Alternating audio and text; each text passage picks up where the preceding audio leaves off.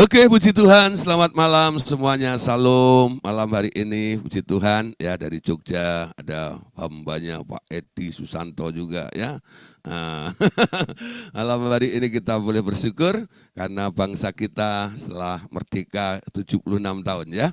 Nah, kita percaya sesuai dengan tema bangsa kita tangguh ya menghadapi pandemi seperti ini. Kita tadi sudah berdoa memberkati bangsa dan negara kita. Nah, Bapak Saudara, malam hari ini seberapa yang sudah hadir ya, mungkin teman-teman yang lain masih ikut penurunan bendera, nggak tahu, atau terikat di tiang bendera. Nah, tapi saya percaya nanti Roh Kudus, malaikat surgawi akan membawa mereka juga bergabung dengan kita semuanya. Ya, oke Bapak Saudara, malam hari ini kita masih melanjutkan tentang tema yaitu brokenness atau kehancuran. Nah, tentang kehancuran. Ini adalah bagian yang ketiga ya, bagian yang ketiga. Nah, saudara, tentang kehancuran. Jadi intinya, kalau saya review sedikit ya, bahwa tujuan daripada kehancuran atau brokenness adalah supaya terjadi peremukan. Ya, dengan adanya remuknya insan, nanti keluarnya roh. Ya, roh ini kadang-kadang terhambat oleh karena apa? Manusia jasmani kita ini terlalu kuat. Nah, oleh sebab itu harus diremukkan supaya kapok ya, nggak memanjakan manusia jasmaninya, baru masalah roh itu menjadi perhatiannya ya. Lalu mulai hidup dengan roh, lalu mulai bekerja di alam roh, lalu mulai mendeteksi tentang perkara-perkara yang ada di alam roh. Nah, Bapak Saudara, prinsip dari kehancuran tadi malam sudah kita bahas ya. Bagaimana prinsip daripada sebuah kehancuran. Bahwa ya Allah memakai segala situasi ya untuk apa? Dipakai supaya dimanfaatkan oleh Allah untuk terjadinya proses itu. Nah, prinsipnya itu seperti gandum atau seperti minyak narwastu. Ya, minyak narwastu itu kalau ada di botol terus, walaupun itu sudah wangi, tapi wanginya tidak akan semerbak keluar. Ya, tapi ketika botolnya dipecahkannya, itu baunya baru nih. Ya, hidup Anda juga begitu ya. Kita kadang-kadang bisa baru berdampak atau mengerti pekerjaan Tuhan dalam hidup kita setelah mengalami namanya brokenness atau pecah leher botol itu ya. Nah, biji gandum itu harus jatuh ke tanah. Gak enak jatuh itu ya. Tertanam lalu mengalami pecah kulit. Bukan hanya diinjak turun dulu, merendahkan hati kita. Tapi sampai dilepas kulitnya. Kalau kulit kacang itu atau kulitnya padi itu tidak terkupas ya, saya percaya sampai kapanpun tidak akan tumbuh tunas dan tidak akan menghasilkan sebuah pohon yang harus berbuah lebat. Coba cek Bapak Saudara. Kenapa Anda sudah ikut Tuhan Yesus selama ini, tapi hidupmu nggak menghasilkan buah sama sekali? Ya, orang-orang yang nggak menghasilkan buah, nanti lihat dari doanya. Kalau bangun tidur pagi-pagi, itu banyak main kuku, ya, bukan kuku ini, ya. Oh Tuhan, ya, berkati keluargaku, semuanya kuku, gitu ya, main kuku itu namanya. Nah, sayang terhadap diri sendiri. Nah, Tuhan melihat nih, kalau Anda ya terus berfokus pada dirimu sendiri, Anda tidak bisa menghasilkan buah. Tuhan Yesus katakan, pandang, ladang sudah menguning. Jangan lihat dirimu sendiri terus. Lihat sekelilingmu juga. Nah, ketika Anda harus menjangkau sekeliling Anda harus melepaskan pandangan Anda atau perhatian Anda tentang dirimu. Itu yang namanya pecah kulit, saudara. Ya, mulai menanggalkan kebutuhan Anda. Kebutuhanmu semuanya termasuk Anda sendiri sudah dirawat dan sudah dijamin oleh Tuhan. Ya, jangan dipikirin lagi. Hidupmu di dalam Tuhan. Amin. Semua Allahku sanggup memenuhi segala kebutuhanku menurut kekayaan dan kemuliaannya. Jangan mikirin masalah kebutuhan. Tapi sekarang kita mulai, apa yang bisa kita lakukan untuk Tuhan dan sesama kita. Amin. Nah, saudara, kalau orang sudah ditebus Tuhan, sudah dipelihara Tuhan, tapi masih khawatir dengan hidupnya, nah ini harus mengalami sebuah peristiwa yang disebut brokenness ini. Nah, saudara, Malam hari ini kita akan lanjutkan bagian berikutnya. Ya, tujuan dari brokenness adalah untuk disempurnakan. Nah, prosesnya bagaimana? Proses daripada brokenness atau kehancuran itu. Nah, sekarang perhatikan, berbagai istilah telah dipakai oleh para hamba-hamba Tuhan yang menulis tentang hal ini, tentang hal brokenness atau kehancuran. Ada yang memberi tema tentang rembuknya insan, ya, yang ditulis oleh Watchmeni. Ya, kalau Anda baca bukunya Watchmeni, di situ ada judul Remuknya Insan, Keluarnya Roh itu. Ada juga ya yang mengistilahkan tentang peremukan ini, brokenness ini adalah sebuah proses pembentukan, ya. Biasanya Tuhan digambarkan seperti seorang penjunan, ya, dan Anda adalah tanah liat di tangan seorang penjunan.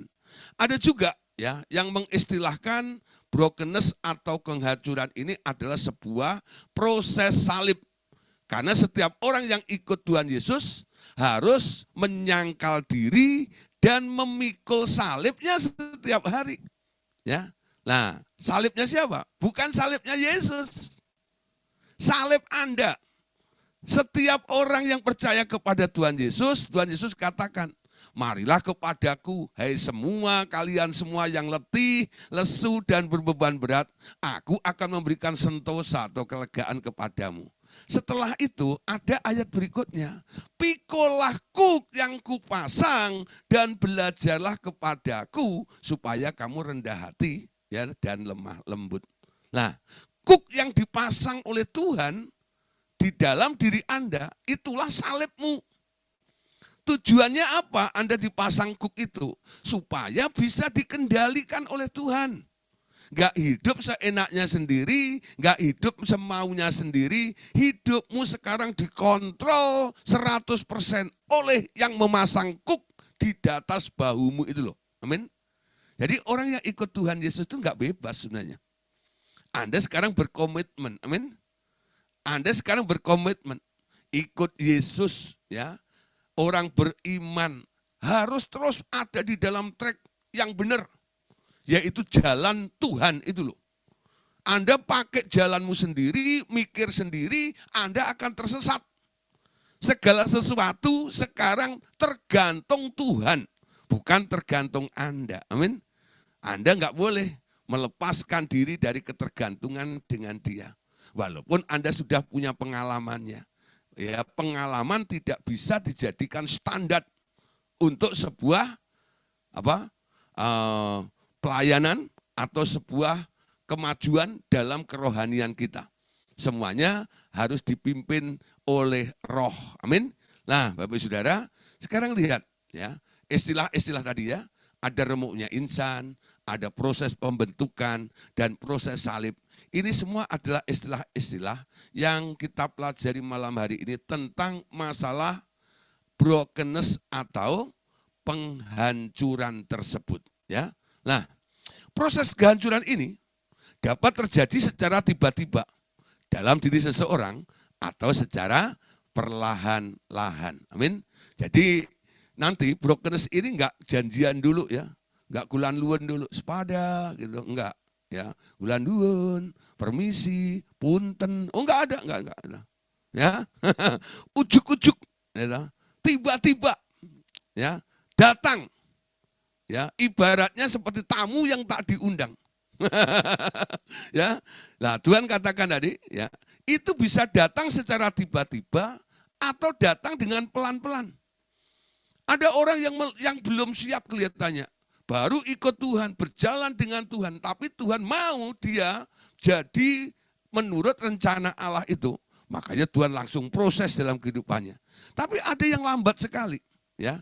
Kenapa seperti itu? Nah, semuanya tergantung dia, ya.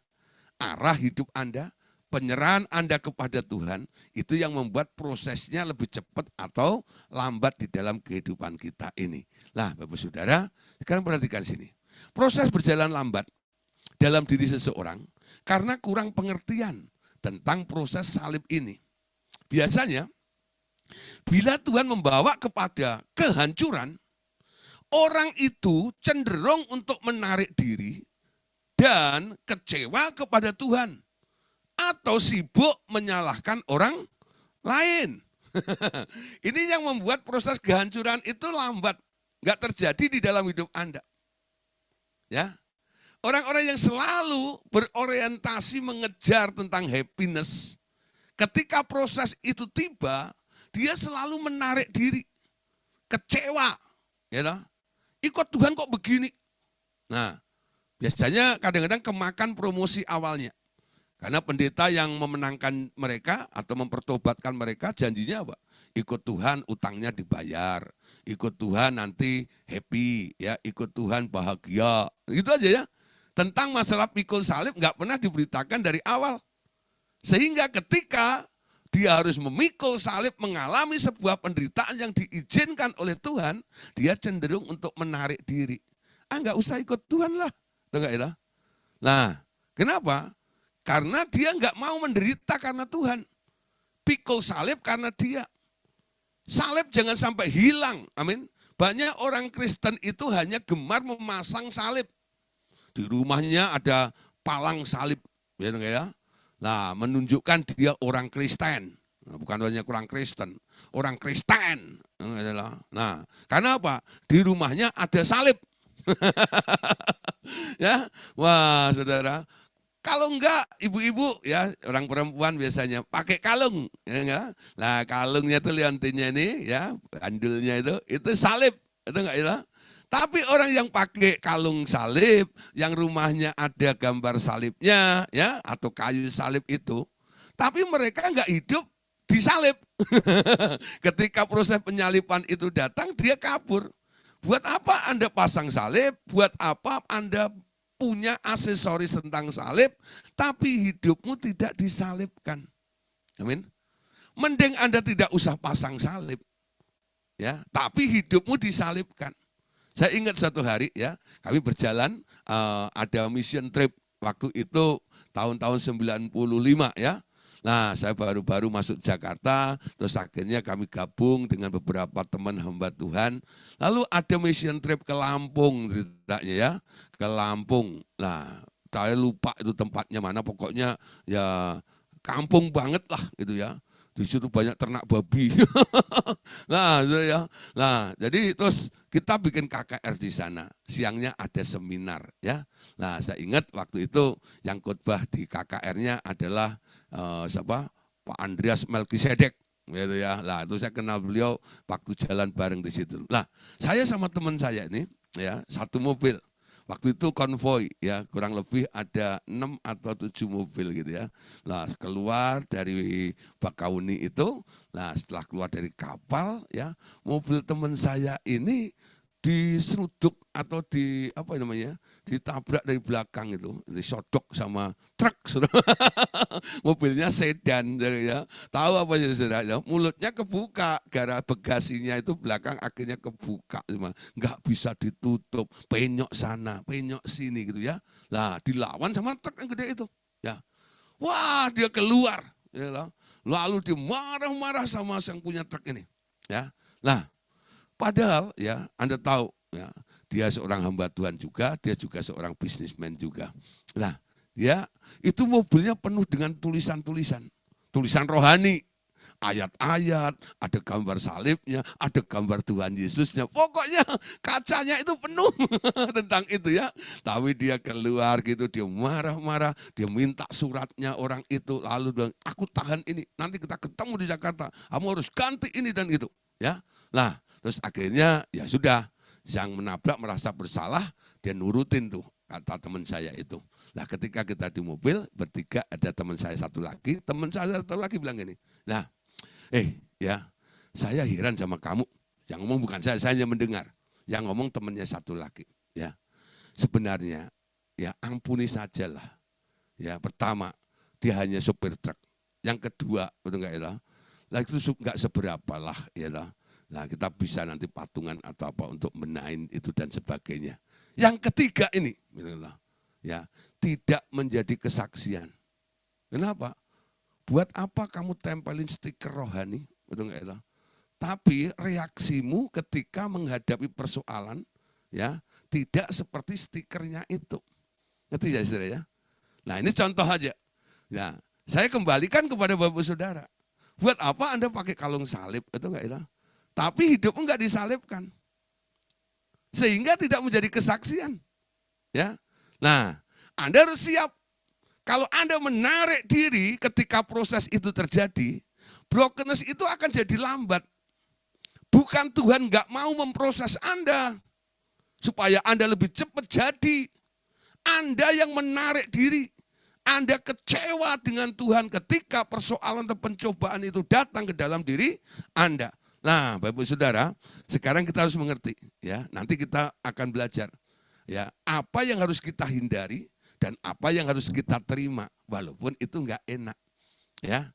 Kalau yang datangnya atau diizinkan oleh Tuhan, Anda harus terima, karena Tuhan izinkan segala sesuatu untuk mendatangkan kebaikan. Ini adalah sarana untuk sebuah proses. Supaya keluarlah manusia rohmu. Sehingga diremukkan perasaanmu atau manusia jasmanimu. Amin. Nah kita baca ayatnya dulu malam hari ini. Lukas 9 ayat yang ke-23. Ya.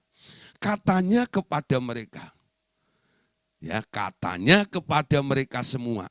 Setiap orang yang mau mengikut aku, ia harus menyangkal dirinya, memikul salibnya setiap hari dan mengikut aku. Ya, perhatikan, menyangkal diri setiap hari dan memikul salib setiap hari.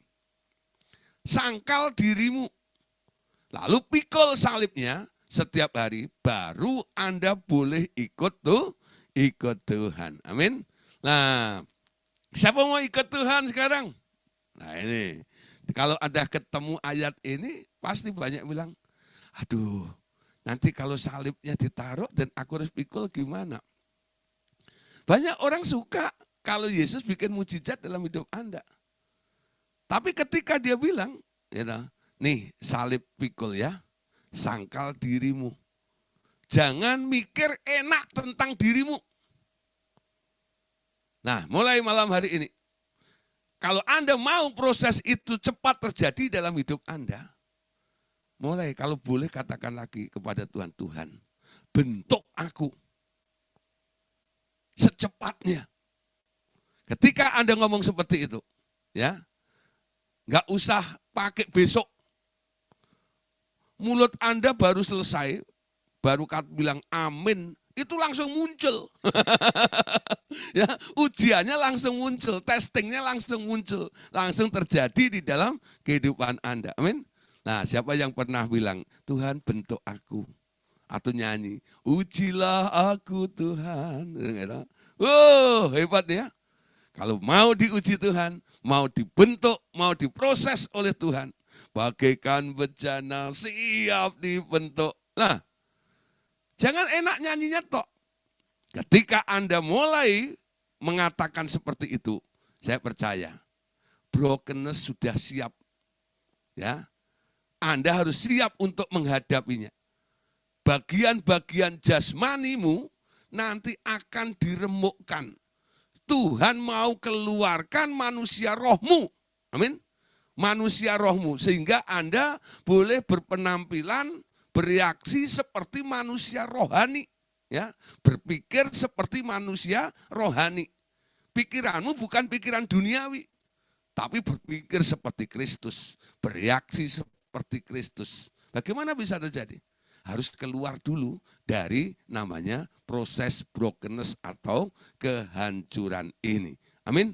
Nah, Bapak Saudara, orang-orang yang selalu mengandalkan kekuatannya, biasanya ya mereka harus mengalami proses juga brokenness ini, sampai akhirnya orang tersebut enggak mengandalkan kekuatannya lagi. Mulai bersandar dan mulai mengandalkan Tuhan di dalam hidupnya. Coba perhatikan apa yang dikatakan Alkitab dalam Yeremia pasal 17. Ayat 5 dan ayat yang ke-7, ini dua ayat Anda lihat ya. Pertama yang kelima, beginilah firman Tuhan. Terkutuklah orang yang mengandalkan manusia, yang mengandalkan kekuatannya sendiri, dan yang hatinya menjauh daripada Tuhan. Kenapa Tuhan gak suka orang mengandalkan kekuatannya sendiri? Atau mengandalkan manusia? Kenapa Tuhan gak suka? Manusia ini mengandalkan kekuatan sendiri dan mengandalkan kekuatan manusia. Sebab dalam Yeremia 17 ayat 5 tadi dijelaskan ya, kalau orang mengandalkan manusia dan selalu mengandalkan kekuatan sendiri, ternyata hatinya menjauh daripada Tuhan. Amin. Orang yang selalu merasa dirinya mampu, atau dia punya kekuatan, orang yang membackup dia, menolong dia, mengcover dia, dengar ya, selalu orang-orang tersebut boleh dikatakan kondisinya jauh dari hatinya Tuhan. Amin. Kenapa? Dia merasa bisa. Ada yang menolongnya selain Tuhan. Umpama ketika sedang menghadapi masalah ekonomi gitu ya, dia nggak punya duit. Dia kenal nih, ada orang yang baik sama dia dan itu orang kaya konglomerat luar biasa. Ketika dia nggak punya duit, mikirnya gimana? Ya, kalau aku nggak punya duit, aku boleh telepon dia, ada nggak ya? Dia nggak pakai lututnya untuk berseru kepada Tuhan, berseru memanggil namanya, bukan berseru kepada Tuhan. Teleponnya Tuhan heran sekali, ya, harusnya kan gitu ya. Tapi teleponnya siapa? Nomornya dia berapa ya? Ya, mulai ini ya enggak, apalagi sekarang handphone Anda tuh enggak ya. Nah, itu semua nomor ada di situ ya. Nah, Anda tinggal lihat aja gitu kontak personnya. Ah, ini dia. Ya, telepon ini. Halo, pertama basa, lama-lama basi ya. Basa-basi dulu gitu ya. Nah, ujung-ujungnya apa? Nah, bisa enggak?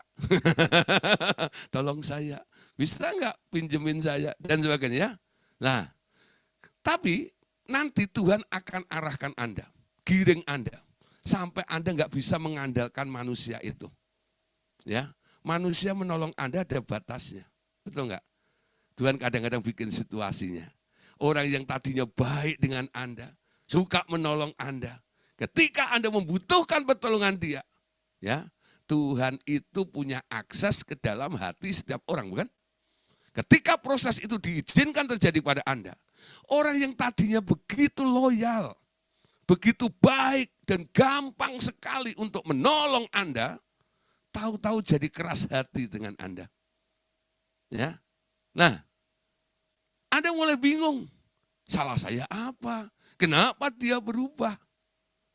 Tapi kalau Anda mengerti tentang proses brokenness ini, sebenarnya Allah sayang dengan Anda. Sampai kapan engkau mengandalkan orang itu terus? Aku cabut nih orang itu. Ya, ya kalau orang itu ya hanya mengeraskan hatinya saja, ya Anda masih berjuang untuk datang ke rumahnya, merayu-rayu dia, ya bisa juga Tuhan angkat dia, lenyap dari bumi. Sampai Anda bilang, aduh ya kalau dia masih ada di bumi, masih hidup gitu ya, kan dia tidak ada. Ya, nah, Anda mau nyari kemana? Nah, disitulah Anda belajar. Untuk apa? Untuk berharap kepada Tuhan. Orang yang mengandalkan manusia dan kekuatannya sendiri, boleh dipastikan hatinya jauh dari Tuhan. Amin. Tuhan mau dekat dengan Anda. Dia mau Anda ada di dalam hatinya. Amin. Hatimu melekat dengan dia. Cintamu dengan Tuhan. Pengharapanmu kepada Tuhan. Tuhan satu-satunya andalan di dalam kehidupan Anda. Ini sangat indah, luar biasa. Ya. Nah, ayat yang ke-7, coba Anda lihat. Dalam Yeremia pasal 17 ayat yang ke-7. Ya. Nah, diberkatilah orang yang mengandalkan Tuhan, yang menaruh harapannya kepada Tuhan. Tuhan bilang, orang yang mengandalkan kekuatan sendiri, jauh daripada Tuhan, itu orang terkutuk. Orang terkutuk artinya dibenci Tuhan. Tapi Tuhan bilang, aku sayang, aku berkati. Diberkatilah orang yang mengandalkan Tuhan dan yang menaruh harapannya kepada Tuhan. Amin. Kekuatan hanya Tuhan kok. Kalau Anda belum memiliki sikap seperti ini, Anda harus menghadapi namanya proses brokenness. Sampai akhirnya Anda harus menyerah kepada Tuhan. Aku tidak merasa diri saya bisa, tidak merasa lagi diri saya mampu. Saya tidak boleh mengandalkan si A, si B lagi. Andalan saya hanya satu, yaitu Tuhan di dalam hidup saya. Amin. Nah, Bapak Saudara, kadang-kadang Tuhan memberikan pelajaran yang indah dalam hidup kita. Nah, pelajaran yang Tuhan nyatakan atau berikan kepada Anda ini bisa berwujud hajaran atau sebuah teguran kadang-kadang ya. Nah, sekarang kita lihat apa itu hajaran dan apa itu hukuman. Ya, ada dua perkara nih tentang hajaran dan hukuman Allah. Allah bisa menghajar seseorang, tapi dia juga bisa menghukum seseorang. Ya, nah kita lihat nih, waktu Anda masuk dalam pengajarannya, Anda tidak berarti Anda sedang melakukan kesalahan fatal, tidak.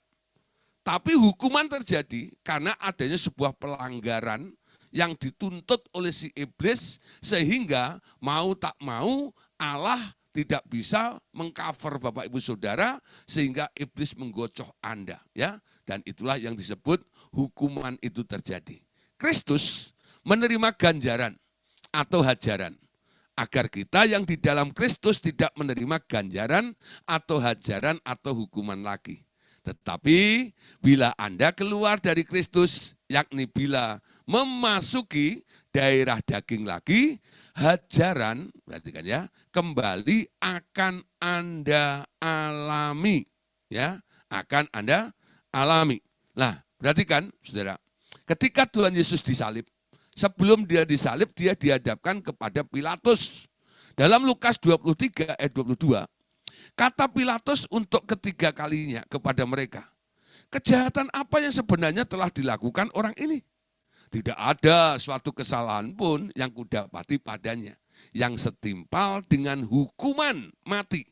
Jadi aku menghajar dia lalu melepaskannya. Ya, saudara, kita lihat. Ya, Filipus, sampai namanya tadi? Pilatus kok Filipus ya. Pilatus itu tidak menghukum, ya, tapi dia bermaksud untuk menghajar Tuhan Yesus. Nanti setelah itu baru akan dilepaskannya. Ketika diinterogasi oleh Pilatus, Anda tahu ya. Tapi memang sikapnya Yesus di situ dia bungkam, ya. Dia hanya berkata satu kali saja, ya. Engkau sendiri yang mengatakannya. Tapi dia enggak memberikan jawaban yang keluar dari dia. Apakah engkau raja seorang Yahudi? Apakah engkau anak Allah? Dia enggak ngomong ya atau enggak. Dia katakan, engkau sendiri yang mengatakannya. Engkau membuat kaki dia. Mau memberi pelajaran kepada Tuhan Yesus. Ya, mau menghajar Tuhan Yesus baru nanti dilepaskan. Dia bilang, kalau kamu mau ya kooperatif dengan aku, ya, nanti aku berkuasa untuk membebaskan kamu. Jadi Pilatus ini mau menyamai melebihi bapaknya Yesus kali. Membebaskan Tuhan Yesus dari situ ya. Nah, Bapak Saudara, tapi kita lihat ya, Yesus memang harus mati di atas kayu salib supaya apa? Supaya Anda tidak mati. Nah, di sini Tuhan Yesus telah menerima ya penghajaran dari Pilatus ini supaya kita tidak dihajar nantinya juga, asal Anda ada di dalam Yesus. Oleh sebab itu Paulus berkata di dalam Roma pasal 8 ya, di dalam Kristus tidak ada penghukuman. Karena dia sudah lakukan, dia dihukum mati, dia dihajar oleh si Pilatus juga. Kalau Anda ada di dalam Yesus, kenapa Anda harus mengalami hajaran dan hukuman? Ya, Karena Anda tidak ada di dalam Yesus. Di luar Yesus, di luar kehendaknya dia. Dia mau tarik Anda kembali ke dalam apa? Di dalam dirinya lagi. Amin. Nah, sekarang lihat ya, apa bedanya hajaran dan hukuman ya menurut Anda. Nah, Anda boleh jawab sendiri karena ini pelajaran di online, jadi Bapak Ibu Saudara nggak bisa menjawab ya interaksi dengan kami kecuali nanti pada waktu kita berdiskusi ya. Nah, jawab sendiri ya, menurut Anda apa itu hajaran dan menurut Anda apa itu hukuman.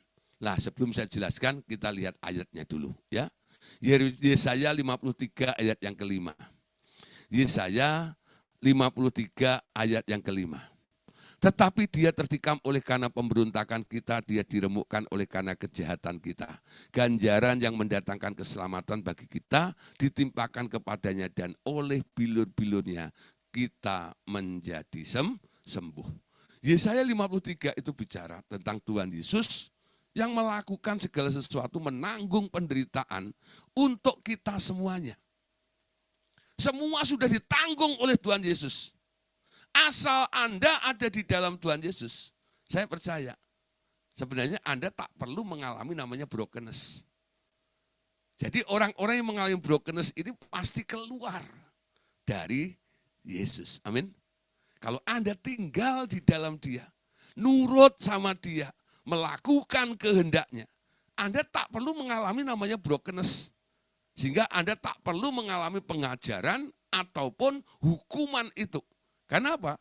Sudah ditanggung, sudah dilakukan oleh Tuhan Yesus 2000 tahun yang lalu. Roma 8 ayat 1, ini yang saya katakan tadi ya. Demikianlah sekarang tidak ada penghukuman. Ya, tidak ada penghukuman bagi mereka yang ada di dalam Kristus Yesus, yang tidak hidup menurut daging, tetapi menurut roh, ya. Jadi yang tidak dihukum itu kalau dia tidak menurut daging, ya, tapi menurut roh. Nah, saudara, kalau di TB1 ini hanya sampai di koma ini. Yang tidak hidup menurut daging, tetapi menurut roh itu hilang. Nah, ini kita pakai TB2 atau milenium ya. Jadi lebih komplit, sama seperti King James. Ya, demikianlah sekarang tidak ada penghukuman bagi mereka yang ada di dalam Kristus Yesus, yang tidak hidup menurut daging tetapi menurut roh. Jadi lebih jelas ya, di dalam Yesus dan Anda mulai hidup menurut roh. Kalau Anda kembali hidup menurut daging, brokenness terjadi. Kenapa? Dagingmu itu yang Anda turutin itu hidup menurut daging, dagingnya harus diremukkan. Dagingnya harus dihancurkan. Supaya Anda nurut dengan roh. Hidup secara roh. Amin. Nah, saudara, sekarang lihat ya, Tuhan itu luar biasa dalam kehidupan kita. Allah itu tidak mau kita ini terus terikat dengan masalah tabiat-tabiat daging itu. Saking sayangnya dia, Anda ditarik untuk diremukkan dulu. Ya, supaya apa? Supaya Anda kapok hidup dengan daging itu, lalu mulai ngerti, oh aku harus hidup dengan pimpinan roh seperti ini. Lah, Bapak Saudara, orang-orang yang dikasihi oleh Tuhan, Tuhan kadang-kadang menghajar. Ibrani 12 ayat 6, perhatikan ya. Ibrani 12 ayat 6. Karena Tuhan menghajar orang yang dikasihinya. Dan ia menyesah orang yang diakuinya sebagai anak. Jadi siapa yang dihajar? Mereka yang dikasihinya. Amin. Anda orang yang dikasihi atau tidak? Ketika Anda keluar, masih hidup di dalam daging, karena dia sangat mengasihi Anda, dia lakukan, dia izinkan, dia pakai situasi itu untuk membuat Anda yang mengalami namanya brokenness atau kehancuran. Coba Bapak Ibu Saudara, yang sedang mengalami proses, mungkin terjadi kehancuran, ya, ada yang mengalami bangkrut, ya, ada yang mengalami penderitaan ini dan itu, hidup Anda susah, ya, utangnya banyak dan sebagainya. Coba saudara, jangan menyalahkan dirimu dulu. Anda datang kepada Tuhan, Tuhan, kenapa Engkau izinkan perkara ini terjadi dalam kehidupanku? Anda tanya kepada Tuhan. Jangan mengambil kesimpulan sendiri dan mendakwa dirimu sendiri dulu. Iblis selalu, ya, dia selalu membujuk Anda, mengarahkan Anda supaya apa? Tuh, kamu salah ya. Belum tentu, saudara. Kadang-kadang Tuhan izinkan semuanya supaya apa?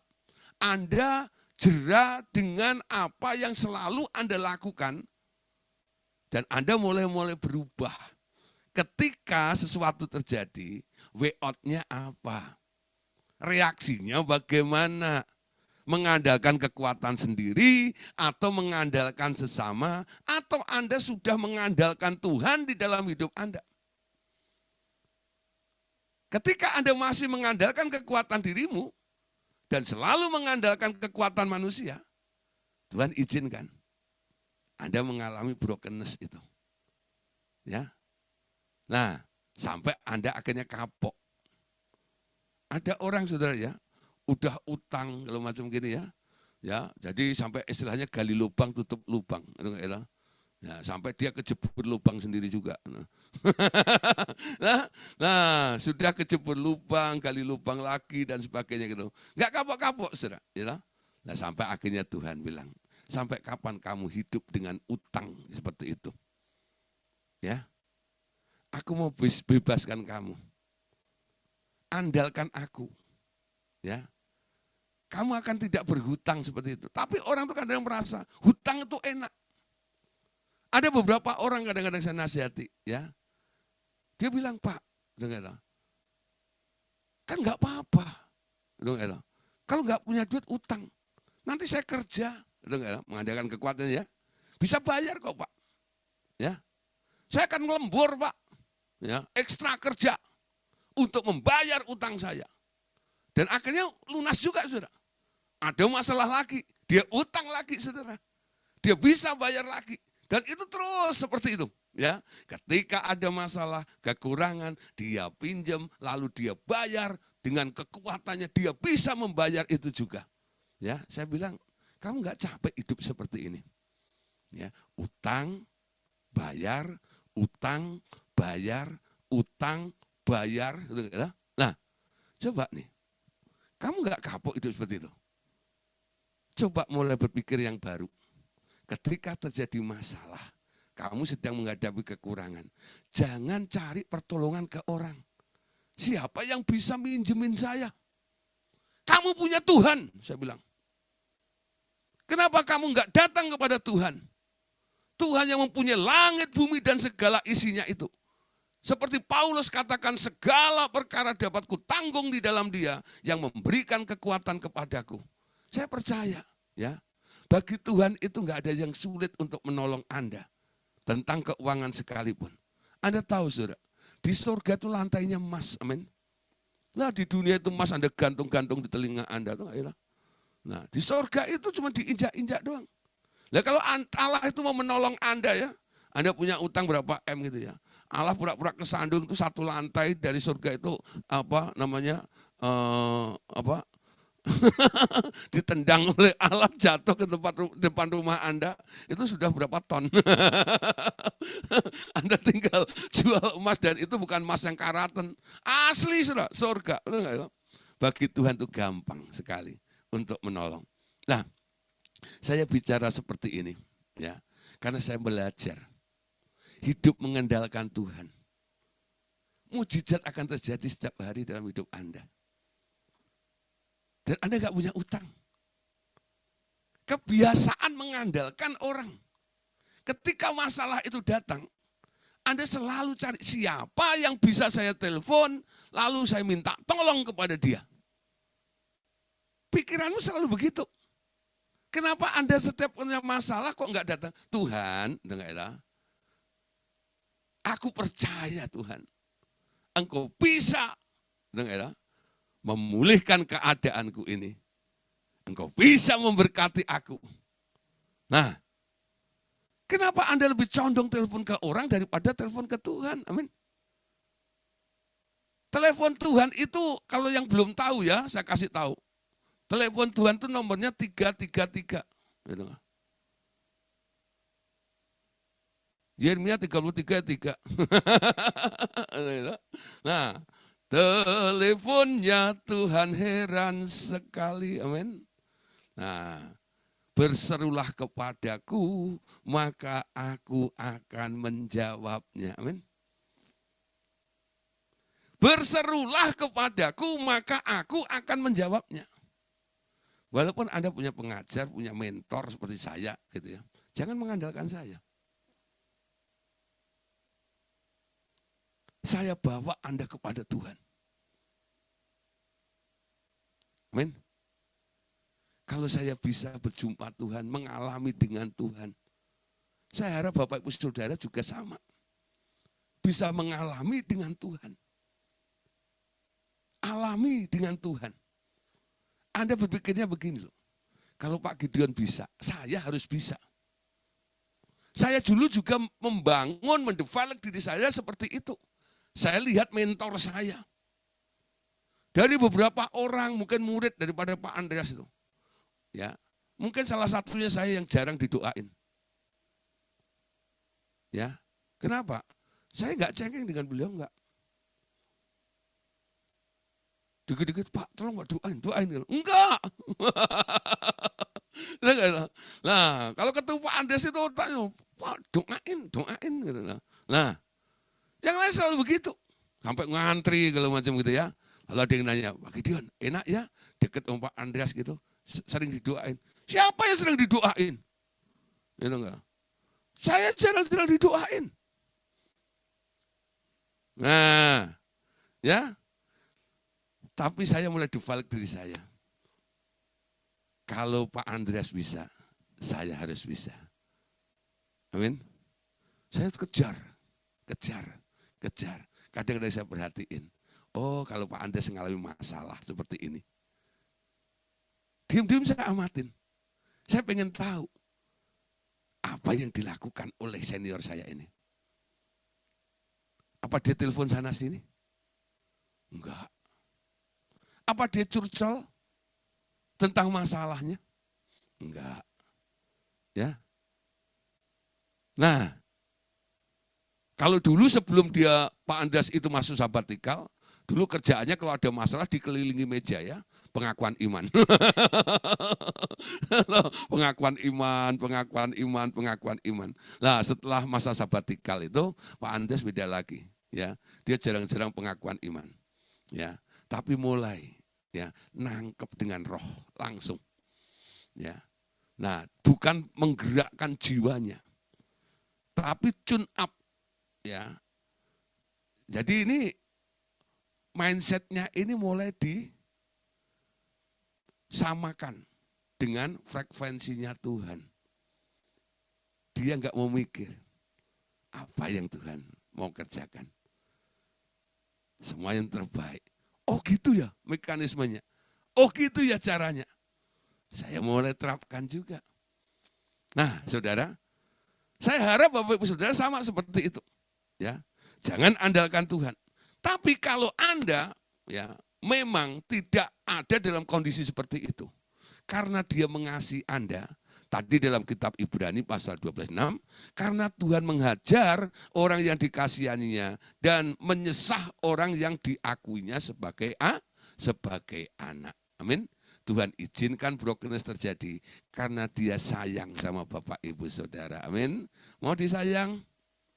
Silahkan menikmati brokenness. Ya. Tapi saya itu hidup saya gini-gini untuk mengandalkan di sini, tapi kok enggak pernah mengalami hajaran dari Tuhan ya? Mungkin kamu enggak disayang sama Tuhan. Lah ayatnya ngomong begitu kok tadi ya. Karena Tuhan menghajar orang yang dikasihannya. Betul nggak ya? Dikasihinya.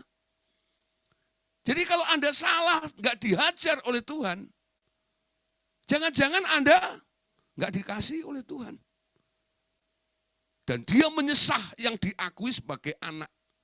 Nah kalau Anda nggak diproses seperti Tuhan, jangan-jangan Anda bukan anak. Mungkin anak tetangga. Betul nggak ya? Tetangganya Tuhan siapa?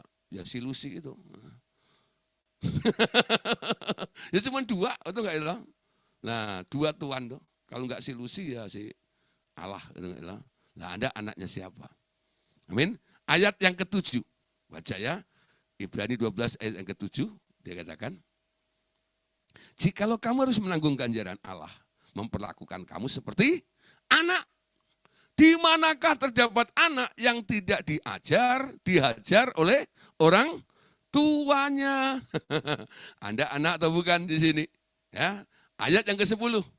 Sebab mereka mendidik kita dalam waktu yang pendek sesuai dengan apa yang mereka anggap baik. Tetapi dia menghajar kita untuk kebaikan kita. Supaya kita beroleh bagian dalam kekudusannya. Jadi dia sedang mendidik Bapak Ibu Saudara. Dia sedang menghajar Bapak Ibu Saudara. Supaya apa? Supaya Anda ya mengerti ya bahwa Allah sangat mengasihi dan Allah akan membenarkan dalam kehidupan kita. Matius 5 sekarang. Matius 5 ayat yang ke-22. Saudara satu dulu ya, Wahyu 3:19 dulu. Barang siapa ku kasih, ia ku tegur dan ku hajar. Sebab itu relakanlah hatimu dan bertobatlah. Lah sekarang bertobat. Mau dikoreksi oleh Tuhan. Matius 5:22. Tetapi aku berkata kepadamu, setiap orang yang marah terhadap saudaranya harus dihukum. Siapa yang berkata kepada saudaranya kafir harus dihadapkan ke mahkamah agama. Dan siapa yang berkata jahil harus diserahkan ke dalam neraka yang menyala-nyala. Amin. Nah saudara, ini yang dihukum karena dia marah, ya, kecewa. Dia akan jatuh ke dalam hukuman tersebut. Lah Bapak Saudara, oleh sebab itu Paulus menganjurkan, persembahkan dirimu. Persembahkan dirimu. Hidup yang dipersembahkan kepada Tuhan akan membuat Tuhan lebih mudah, leluasa untuk melakukan progres di dalam hidup Anda. Amin. Ketika hidupmu Anda persembahkan kepada Tuhan, hidupmu bukan milikmu lagi. Hidup yang menerima persembahanmu siapa? Milik Tuhan. Amin. Karena dia sudah merasa memiliki hidupmu, sekarang apa yang ada di tangannya ini, dia dengan mudah melakukannya. Kenapa? Anda nggak punya hak protes lagi. Ya, coba begini saudara ya. Kalau Anda memberikan sesuatu kepada saya, ya, lalu setelah saya terima, barang itu milik siapa? Milik saya ya. Ketika barang itu saya taruh di etalase, Anda merasa bangga ya? Dihargai ini barang saya. Tapi setelah kalau saya taruh di lantai, terus saya tendang-tendang begitu ya. Nah, Anda merasa ini nggak menghargai sama sekali, ya. Nah, Anda nggak bisa protes, Pak Gideon. Jangan taruh di situ. Pak Gideon taruh sana lah. Loh, itu barang saya kok. Tadi kamu kasih kepada saya. Sekarang terserah saya dong. Saya mau taruh di mana, terserah saya. Kamu nggak punya hak lagi ngatur tentang barang itu, betul nggak? Kecuali nih, Anda bilang, Pak bisa titip. Jadi itu masih barang Anda ya. Nah, ketika saya taruh di luar gitu ya, lah Anda bilang, Pak, nanti barang saya hilang. Anda masih bilang barang saya. Tapi waktu Anda sudah berikan kepada saya, itu terserah saya, amin. Mau saya apain terserah. Hidupmu yang dipersembahkan kepada Tuhan, membuat Tuhan itu dengan suka-sukanya, gitu, dia akan melakukan yang terbaik menurut pemandangan dia. Amin. Anda nggak bisa protes. Kenapa begini, kenapa begitu? Nah, Anda nggak bisa. Nah, Paulus katakan, untuk mempermudah supaya cepat terjadi namanya brokenness ini, dan keluarnya manusia roh di dalam diri Anda, Paulus katakan, demi kemurahan Allah, persembahkanlah dirimu. Amin. Nah, saudara, persembahkan dirimu untuk membentuk seseorang. Terkadang Roh Kudus harus menunggu waktu yang tepat. Kapan ia dengan leluasa dapat membentuk seseorang. Perhatikan ya. Saat orang itu dengan kesadaran penuh mempersembahkan dirinya kepada Tuhan. Ketika hidupmu masih Anda miliki sendiri, itulah yang membuat Allah sulit untuk merubah hidup Anda. Tapi ketika Anda mempersembahkan hidup Anda kepada Tuhan, dengan cepat progres itu akan terjadi. Amin. Nah, Roma 12 ayat yang pertama, itu ayat emasnya. Amin. Nah, perhatikan. Karena itu saudara-saudara, demi kemurahan Allah aku menasihatkan kamu, supaya kamu mempersembahkan tubuhmu sebagai persembahan yang hidup, yang kudus dan yang berkenan kepada Allah. Ya. Itu adalah ibadahmu yang sejati. Ayat yang kedua, janganlah kamu menjadi serupa dengan dunia ini, tetapi berubahlah oleh pembaruan budimu, sehingga, perhatikan, kamu dapat membedakan manakah kehendak Allah, apa yang baik, yang berkenan kepada Allah, dan yang sempurna. Jadi Roma 12 ayat 1 ini sebenarnya tidak paksaan. Paulus memulai dengan kata, saudara-saudara, demi kemurahan Allah, aku menasihatkan kamu. Jadi ayat ini bentuknya adalah nasihat. Ya. Boleh Anda lakukan, boleh tidak dilakukan. Apa dosanya kalau Anda nggak mempersembahkan dirimu, hidupmu kepada Tuhan? Ya nggak ada dosanya. Jadi gini loh, ketika Tuhan menebus Anda, Tuhan menghargai free will Anda, kehendak bebas Anda. Tuhan yang menebus Anda dengan darah yang mahal, dan lunas dibayar itu, dia berkata, sekarang aku sudah merdekakan kamu dari perbudakan si iblis. Dengan darahku, aku tebus kamu.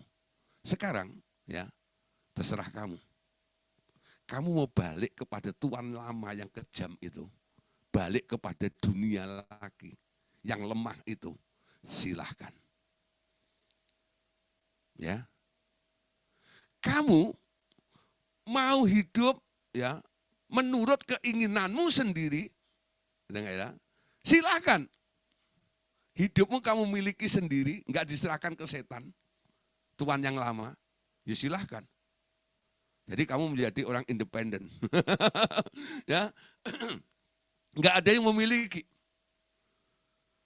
Satu lagi dia bilang, ini bukan karena aku telah menebus kamu, sehingga kamu wajib dan harus alias kudu, ya, bukan. Kamu boleh ikut aku, persembahkan hidupmu kepadaku, tapi bukan dipaksa. Ya, ada tawaran, boleh balik ke tuan yang lama, boleh hidup semaunya sendiri, atau hidupmu Anda persembahkan kepada Tuhan. Kalau hidupmu kamu persembahkan kepadaku, aku terima hidupmu itu. Lalu aku bentuk hidupmu untuk semakin mulia, serupa dengan Bapa yang di surga. Ya, makanya Paulus bilang, demi kemurahan Allah saudara-saudara, aku menasihatkan kamu. Dia sebagai seorang leaders, ya, dia tidak memaksa anak buahnya atau anak didiknya harus persembahkan diri, ya. Enggak ada kata harus itu. Aku menasihatkan kamu. Nah, kenapa Paulus menasihatkan kepada orang-orang itu, murid-muridnya, atau atau anak-anak rohaninya. Karena Paulus merasa perlu memberitahu kepada mereka semuanya. Tanpa mempersembahkan diri kepada Tuhan, prosesnya lambat. Paulus itu sebenarnya murid, ya murid apa ya istilah saya, murid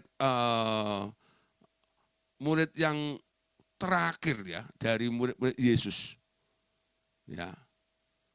Tapi Anda lihat, pertumbuhan Paulus itu jauh lebih cepat daripada murid-murid yang lainnya. Kenapa? Karena dia tahu caranya. Kalau hidup saya dipersembahkan, prosesnya lebih cepat. Daripada yang terus memegang hidupnya sendiri. Hidupku bukannya aku lagi, tapi Kristus yang ada di dalamku. Amin. Itu prinsip. Kok bisa terjadi seperti itu? Sejak kapan hidupmu bukannya aku lagi, tapi Kristus? Sejak aku mempersembahkan hidupku kepada Dia. Amin. Banyak orang kadang-kadang sudah mempersembahkan dirinya kepada Tuhan, tapi masih merasa memiliki hidupnya. Nah, ini kekeliruan ya. Bapakku persembahkan tubuhku. Wah, lagunya gitu ya. Tapi masih merasa hidupnya itu miliknya dia juga. Kalau sudah Anda persembahkan, hidupmu, tubuhmu, miliknya Tuhan. Amin. Dia yang punya. Sekarang dia yang mengendalikan juga. Anda tinggal nyanyi, suka-sukamu Tuhan. Tuhan, engkau suka apa? Gitu ya. Aku suka kamu senyum hari ini. Smile. Nah, saudara, dia yang mengarah. Kenapa? Dia yang mengarahkan. Kenapa? Dia yang pegang kendali di dalam hidup Anda. Dia yang menggerakkan Anda. Paulus itu katakan luar biasa ya.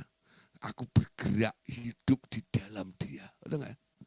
Hidupku dalammu, wah, bergerak di dalam Dia. Pergerakan Paulus itu bukan karena dia mau, tapi Tuhan yang menggerakkan Paulus. Nah, pastikan hidup Anda seperti itu. Persembahkan hidupmu kepada Tuhan. Nanti prosesnya lebih cepat. Yang belum diproses-proses oleh Tuhan ini, coba mulai benahi.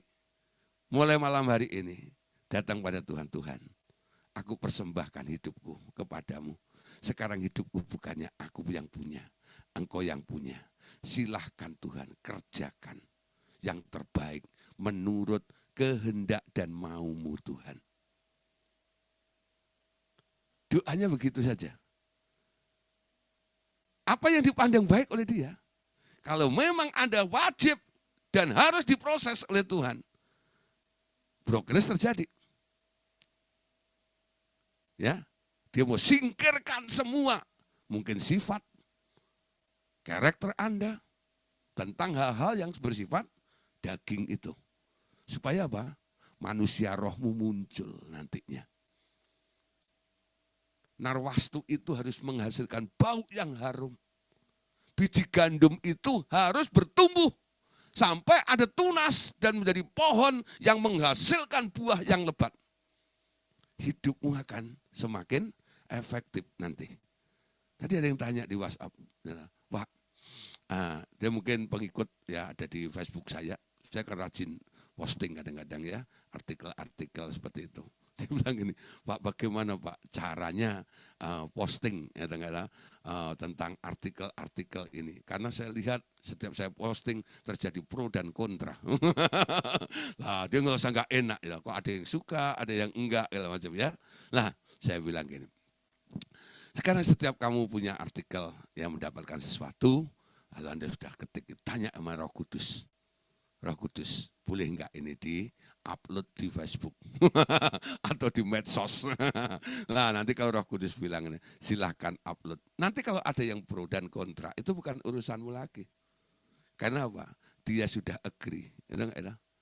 Nah, nanti kalau ada yang pro, ya Anda bilang, puji Tuhan bisa memberkati Bapak Saudara. Kalau yang kontra dan dia protes segala macam, Anda nggak usah kecewa. Anda bilang sama Roh Kudus, Roh Kudus engkau yang suruh upload artikel ini. Ya, engkau yang bisa menjamah hati dia. Supaya artikel ini memberkati dia. Amin. Anda enteng. Nah ini contoh seperti gitu ya. Saya nasihatin gitu aja. Nah saya juga kadang begitu. Setiap mau upload dan sebagainya saya tanya. Kudus boleh nggak di-upload? Ya. Nah akhirnya saya upload itu ya. Reaksinya ada. Tapi nggak mengena saya. Ya. Nah saudara, dan menjadi blessing bagi mereka semuanya. Amin. Nah sekarang kita lihat. Apa sih perlunya kita mengalami brokenness? Kenapa kita harus mengalami kehancuran demi kehancuran seperti itu? Sekarang kita lihat hasilnya, saudara.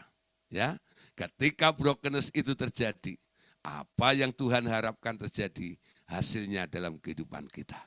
Hasil kehancuran daripada manusia lahiriah. Kehancuran menghasilkan kelemah lembutan. Amin. Orang yang semula sombong, yang tidak mau diajar, yang sering merasa dirinya sendiri selalu benar, akan berubah menjadi seorang yang rendah hati dan tak pernah memaksakan kehendaknya lagi, mau dengar-dengaran, mudah minta maaf, dan menghayati kelemahan dan kebutuhan orang lain. Ya, sekali lagi coba perhatikan ya. Ini hasilnya. Apakah Anda tidak tertarik dengan hasil seperti ini?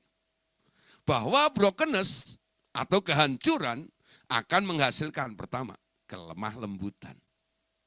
Ya.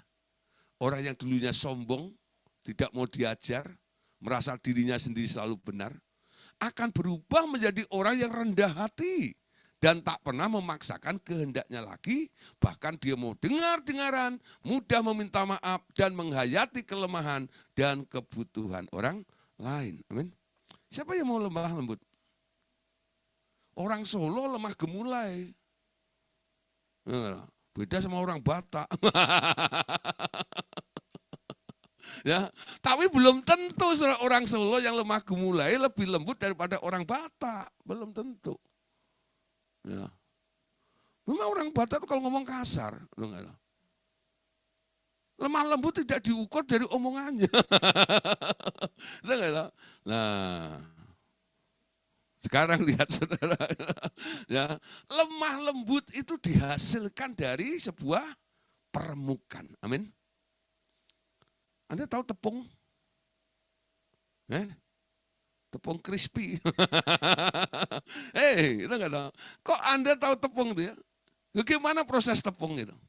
Ya kalau tapioka dari singkong itu enggak, loh, singkong yang keras besar tuh gitu, sampai akhirnya lembut seperti itu. Diapain? Kalau zaman dulu itu enggak tahu, taruh di apa namanya itu? Kalau bahasa Jawa Timur itu lumpang. Lumpang itu apa? Bahasa Indonesia nih. Ya ora ngerti.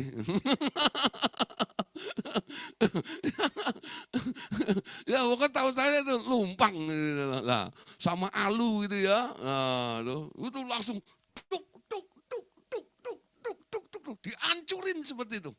Nah, nah itu bahasa rohnya apa ya? Pokoknya saya gitu ya. Tadi lupa lihat di kamus ya, nanti cari sendiri ya. Nah, dihancurin. Kalau sekarang gampang ya. Sekarang ada mesinnya, ada enggak ya? Di blender. Di blender, ya kan? Lah sampai halus. Nanti baru diayak lagi ya, disaring seperti itu. Sampai lembut seperti itu. Hati yang lembut dihasilkan dari sebuah peremukan juga.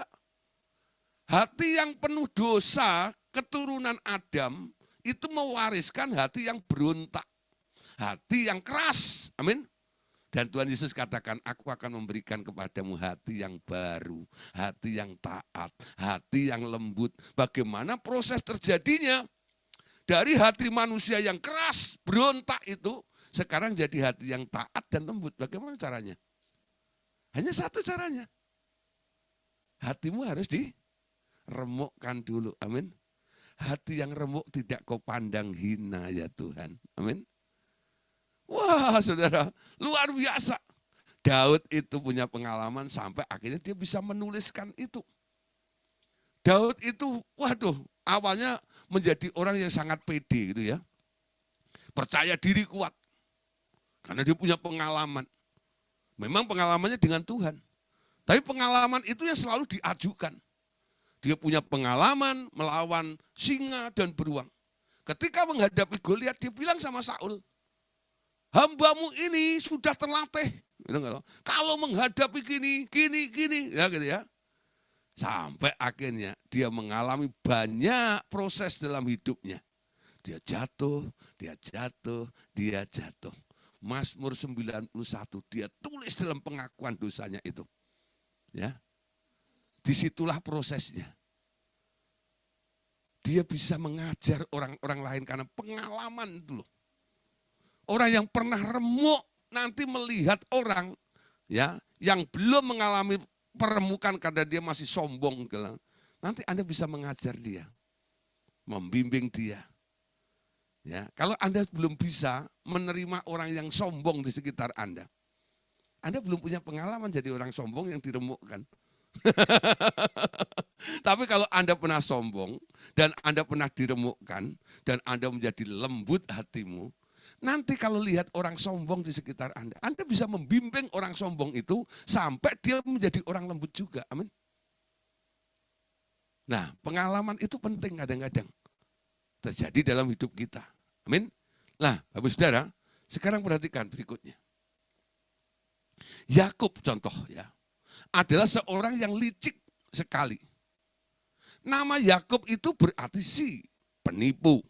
Ketika ia jumpa Tuhan di tepi sungai Yabok dan bergumul dengan dia, Tuhan tak dapat mengalahkannya dengan memukul kakinya hingga terpelecok. Barulah Yakub dibuat bersandar kepada Tuhan. Nah, perhatikan ya di sini. Yakub nih awalnya.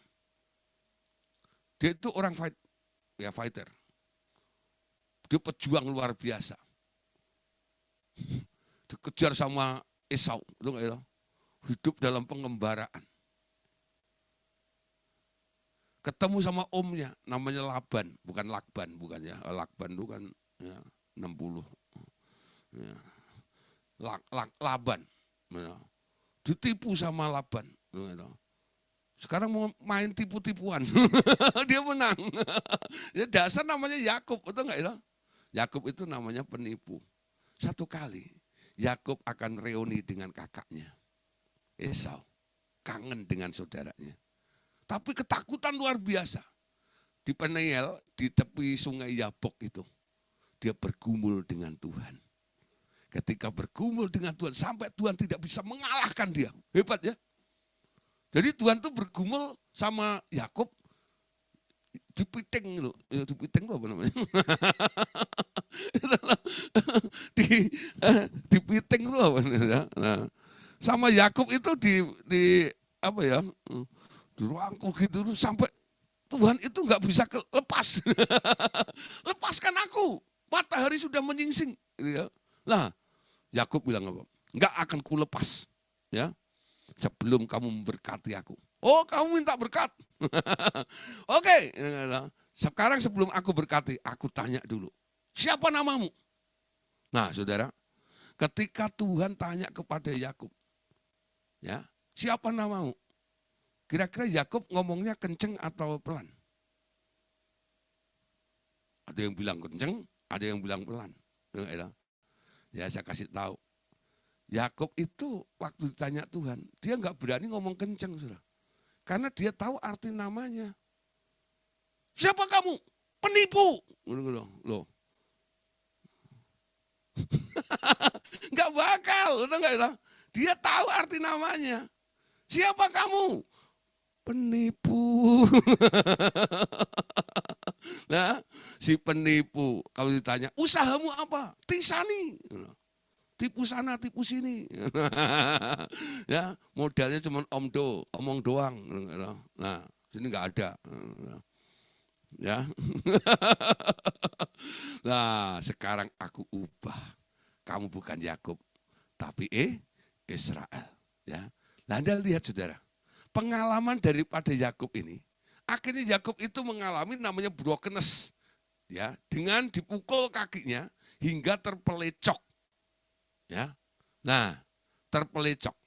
Manusia itu kekuatannya ada di kaki ini loh, pinggulnya ini loh ya. Tulangnya sini. Nah, Yakub itu gara-gara di pangkal pahanya dipukul oleh Allah, terpelecok. Sehingga Yakub itu yang awalnya tegar bisa lari sana sini, sekarang kalau jalan pakai tongkat. Anda tahu artinya? Orang kalau pakai tongkat, dia nggak bisa berdiri sendiri. Dia butuh penopang. Hasil kehancuran membuat orang jadi berubah.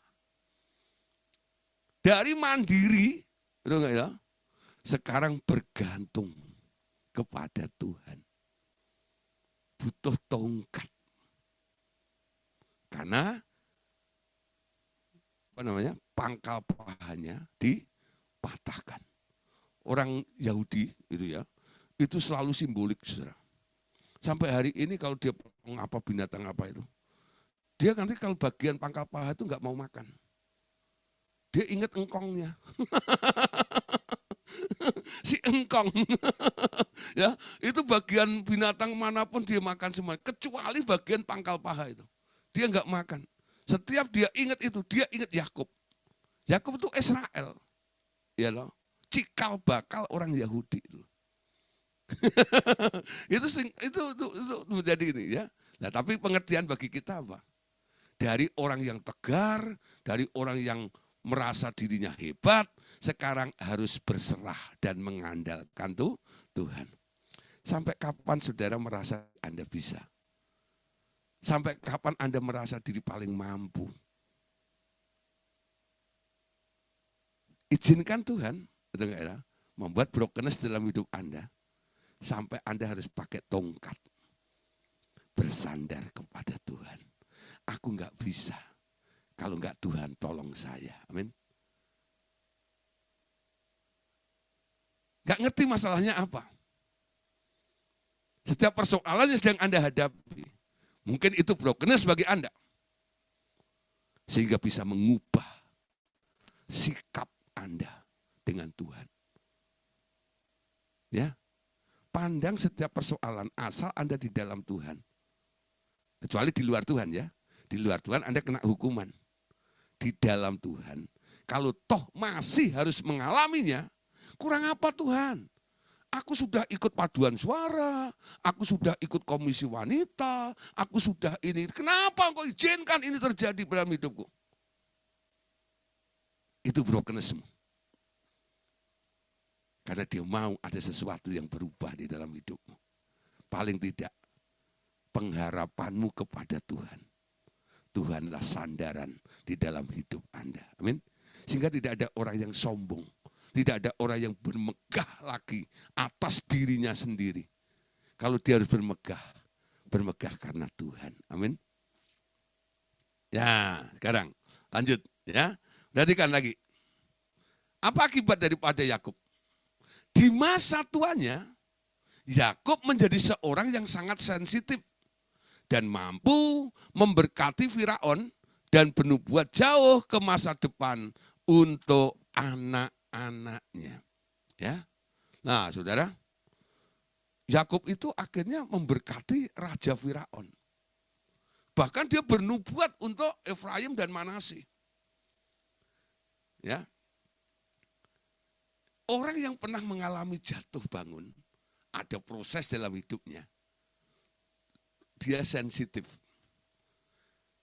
Perbandingannya begini. Ya, Yakub itu punya bapak. Namanya Ishak, ya, Ishak.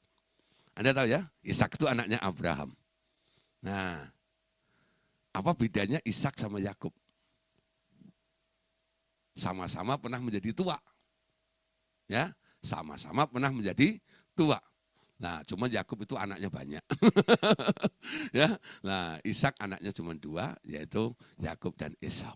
Nah, satu hari ya, Ishak itu harus memberikan hak waris kepada anak-anaknya.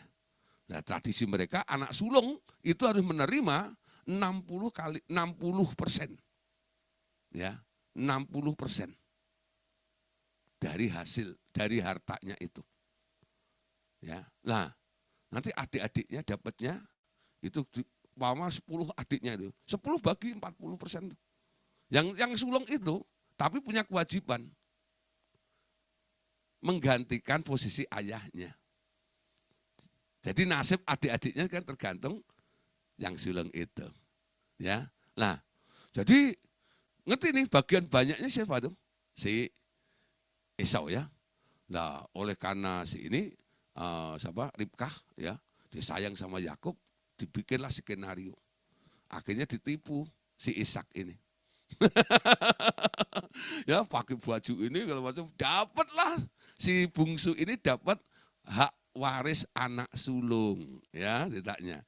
Jadi yang saya maksud, yang saya mau beritahu Bapak Saudara, Ishak itu di masa tuanya dia matanya buta, hatinya juga buta, sehingga nggak sensitif, dapat ditipu, gampang ditipu. Beda dengan Yakub.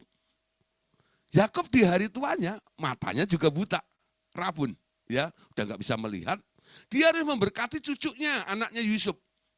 Yusuf sudah atur semuanya bahwa yang sulung itu ditaruh di sebelah kiri, ya, yang bungsu ditaruh sebelah kanan. Supaya bapaknya nanti kalau ngadep, tangan kanan bapaknya itu pas ada di anak sulung dan tangan kirinya ada di anak yang bungsu. Tapi itu jadi salah.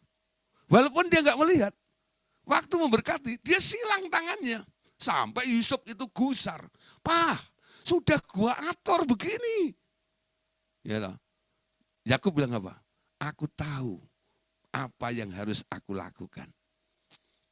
Walaupun di skenario seperti apapun juga, dia melakukan sesuatu yang tepat seperti apa yang Tuhan mau. Betul nggak? Matanya buta, tapi hatinya enggak buta. Dia sensitif karena punya pengalaman hidup. Jatuh bangunnya ada. Ishak itu anak mami. Cari jodoh aja dicariin, betul nggak? Pokoknya tinggal di kemah aja, semuanya tinggal beres. Dia nggak punya pengalaman tentang hal seperti itu ya. Pengalaman hidupnya jatuh, brokenness gitu. Kalau toh Bapak Ibu Saudara sedang mengalami banyak proses dengan Tuhan, jangan merasa kecil hati. Orang yang banyak mengalami proses dengan Tuhan, lebih sensitif daripada yang hanya kelimpahan dengan anugerah. Amin. Hei, banyak orang kadang merasa bangga ya, gue nggak diproses, gue dalam anugerah, gitu macam itu. Ya oke, semuanya berjalan sesuai dengan kehendak Allah. Tapi orang yang tidak mengalami proses biasanya kurang sensitif. Yang mengalami proses, mengalami brokenness biasanya paling sensitif. Karena apa? Dia punya pengalaman berjalan dengan Tuhan. Amin. Wow. Sehingga Anda pun nanti ya pada masa Anda tua, Anda juga bisa menjadi penasehat bagi mereka. Orang-orang yang sedang mengalami proses di dalam Tuhan juga. Amin. Nah, sekarang lanjut. Contoh dan ya. Petrus yang sangat mengandalkan kemampuan dagingnya. Ia bertobat ya. Petrus ini bertobat ya. Setelah ia mengingkari Tuhannya dan menjadi penopang bagi yang lainnya. Nah, ini ayat-ayatnya kita baca ya. Ini yang Yakub dulu. Kejadian 32:25. Ketika orang itu melihat bahwa ia tidak dapat mengalahkannya, ia memukul sendi pangkal paha Yakub sehingga sendi pangkal paha itu terpelecok ya, terpelecok ketika ia bergulat dengan orang itu. Nah, tentang Petrus, lihat Lukas 22, 31, 32. Simon, lihat iblis ya. Lihat ya, sorry. Oke. Nah, Simon, lihat iblis telah menuntut untuk menampik kamu seperti gandum. Tetapi aku telah berdoa untuk engkau supaya imanmu jangan gugur. Dan engkau, jikalau engkau sudah insaf, kuatkanlah saudara-saudaramu. Amin. Petrus menjadi penopang. Ya, menjadi penopang. setelah dia mengalami brokenness itu. Ya, dipulihkan oleh Tuhan. Nah, lanjut Saudara. Berapa ayat? 2 Korintus 4 ayat 7 sampai yang ke-10. 2 Korintus 4 ayat 7 sampai ayat yang ke-10. Tetapi harta ini kami punyai dalam bejana tanah liat, supaya nyata bahwa kekuatan yang melimpah-limpah itu berasal dari Allah, bukan dari diri kami. Dalam segala hal kami ditindas, namun tidak terjepit. Kami habis akal, namun tidak putus asa. Kami dianiaya, namun tidak ditinggalkan sendirian. Kami dihempaskan, namun tidak binasa. Kami senantiasa membawa kematian Yesus di dalam tubuh kami, supaya kehidupan Yesus juga menjadi nyata di dalam tubuh kami. Amin. Nah, harus mengalami kematian Yesus ini. Biji gandum yang jatuh ke tanah ini, supaya hidup Yesus menjadi nyata di dalam Anda. Nah, Paulus katakan, harta ini sembunyinya ada di bawah tanah liat itu. Supaya nyata, semua kekuatan itu asalnya dari Tuhan. Paulus bilang gitu. Namanya kejepit ada, penderitaan ada, gitu. Tapi Anda lihat buahnya beda, betul nggak? Nggak seperti penderitaan ala dunia. Cara Tuhan mengerjakan di dalam kehidupan kita, ya. Nah, saudara, kadang-kadang kita mengalami juga ya. Mungkin Anda tidak terkenal, tapi dikenal oleh orang lain juga. Mungkin Anda dibilang, apa itu sesat, ya. Tapi Anda dibutuhkan. Si sesat itu dibutuhkan. Ada beberapa orang yang dulu ya sering bilang, apa itu orang RTM, sesat, ya. Tahu-tahu datang minta didoain. Ya, saya bilang, loh, kok Anda mau didoain orang sesat? Ya, habis Pak, ya, yang nggak sesat nggak bisa doain.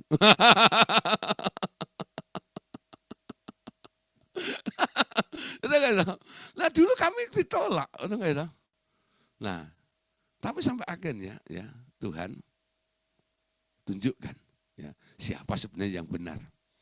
Ya, nggak usah membela diri, nggak usah sakit hati. Awal-awal dibilang sesat itu nggak enak, saudara. Tapi sekarang saya enjoy, nggak enak. Kenapa? Saya tidak sesat kok. Saya melakukan apa yang diperintahkan Tuhan. Saya memberitakan sebuah kebenaran. Saya tidak mencari keuntungan. Betul nggak? Saya tidak cari popularitas. Saya tidak mengumpulkan orang untuk saya jadikan anggota jemaat, bukan. Tapi orang-orang yang mau belajar, saya dewasakan untuk diubah menjadi serupa dengan Tuhan. Amin. Itu toh. Hubungan kami dengan Bapak Ibu Saudara itu seperti itu. Kita rekan sekerja. Amin. Sama-sama. Saya tidak merasa memiliki Bapak Ibu Saudara. Enggak. Anda dipercayakan untuk didewasakan. Nah, pelajaran malam hari ini tentang brokenness itu salah satu cara untuk Anda lebih cepat untuk tumbuh di dalam Tuhan. Nah, sekarang ayat kesukaan Pak Edi Santoso.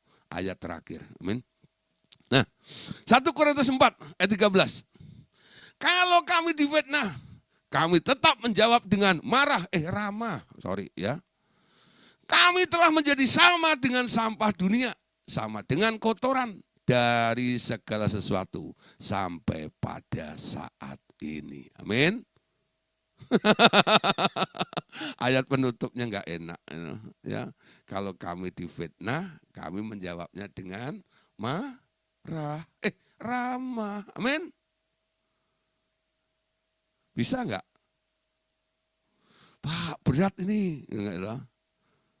Bisa enggak Bu Esther? Pak, tersinggung. Emang dianggap apa aku ini? Nah, yo, betul enggak? Nah, saudara mulai, emang dianggap apa aku ini? Paulus bilang apa? Kamu sampah. Betul enggak? Kalau Anda sudah ada di pemikiran seperti itu, aku memandangnya sampah saja. Enggak ada perlu, ya, dihargai sedikit pun. Anda enggak menuntut, hargai aku dong. Ya. Nggak usah. Nggak dihargai, nggak apa-apa. Siapa yang masih menuntut dihargai sini? Nanti saya tanya, mau dihargai berapa? Pasti marah. Itu enggak ya? Emang saya apa, Pak? Ada orang menuntut loh. Emang enggak hargai saya loh. Oke, kamu nuntut harga ya. Oke, sekarang aku hargai berapa? Emang saya apa, Pak? Mesti lu tadi menuntut harga. Itu enggak ya? Coba sekarang belajar ya. Sejak Anda ikut Tuhan Yesus, harga dirimu tarik sampai 0. Ketika Anda sudah ada di garis 0 itu, enggak ada orang yang bisa merendahkan Anda lagi. Karena Anda sudah mentok. Amin. Yang ada cuma satu, kesempatan Anda untuk ditinggikan oleh Tuhan. Amin. Kalau Anda masih bisa direndahkan, artinya hargamu masih ada 0, berapa gitu ya. Kalau sudah mentok, mepet, enggak ada lagi yang bisa merendahkan. Betul enggak? Harus sampai 0. Jangan orang lain yang merendahkan Anda tarik diri Anda. Seperti Yesus bilang, aku tidak membutuhkan hormat dari manusia. Tapi aku mau berkenan kepada Tuhan. Amin. Setelah Anda berpikir dan berdoa seperti itu, Anda lihat sebentar lagi. Banyak orang mulai mencela Anda. Banyak orang mulai menghina Anda. Sepertinya harga dirimu enggak ada lagi. Ya. Itu menunjukkan Anda di level mana. Ketika Anda sudah tidak terasa direndahkan, berarti Anda sudah mentok mepet situ. Kalau sudah ada di situ, sebentar lagi Tuhan akan meninggikan Anda. Amin. Jika Tuhan meninggikan Anda, tidak ada satupun juga yang bisa merendahkan Anda. Amin. Nah, ini saatnya. Brokenness harus terjadi. Oke, puji Tuhan. Tentang brokenness 3 sesi sudah selesai. Besok kita akan lanjut bab baru, yaitu tentang submission atau penundukan diri. Ya, penundukan diri. Oke, ya silahkan ajak teman-teman yang belum nunduk supaya besok belajar ya menundukkan diri ya. Buat apa penundukan diri? Nah, ini bicara tentang hierarki ya. Nah, oke, puji Tuhan, Tuhan Yesus memberkati kita semuanya. Salam. Amin.